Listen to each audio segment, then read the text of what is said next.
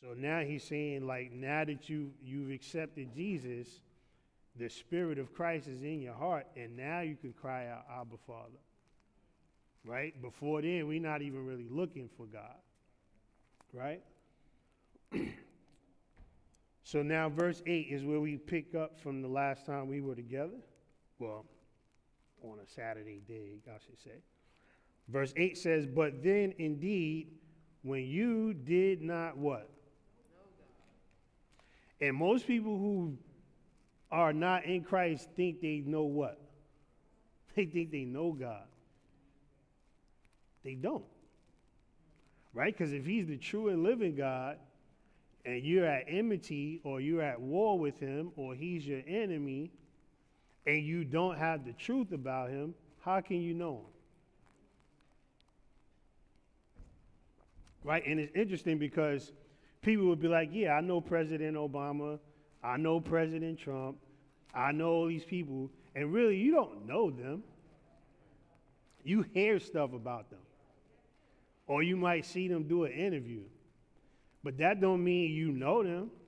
Half the time the stuff they say in the interview is written already. They're just reading. So that's why I'm like, at the end of the day, that's how people who don't know Jesus know God. They don't really know him. Right? Because if you don't have his Spirit, you can't even understand his word.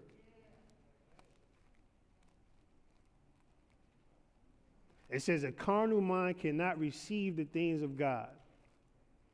So if you're worldly minded, meaning you're not in Christ, you haven't been freed from the elements of the world, how can you know God? Well, now I could say you know the God you create.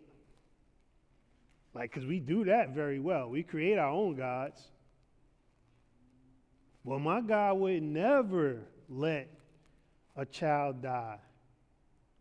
My God would never let the earth, a tsunami come and wipe out people's homes.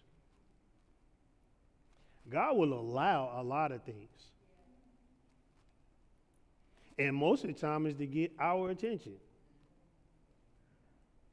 Because we think we're bigger than him, we're better than him. We don't say this verbatim out of our mouths, but our actions do. We don't need him. And he wants to show us, I'm God. Not me, but him, right? And that's the thing. Like, even when you think about the weather, something simple as the weather, people be like, well, it's going to snow 15 inches today and by 12 o'clock. And God says, nope. I'm going to let it snow 1 inch and it's going to be the next day. Because he's God. And that's what he wants to show us. Look, I run the show. And that's why he's like, look, Paul's telling them, when you didn't even know God, you served those which by nature are not gods. So he's like, look, you had all these false idols in a sense, and you served those things. But verse 9 says, but now, after you have known God, or rather are known by God. And that's interesting, because is God all-knowing? He is, right?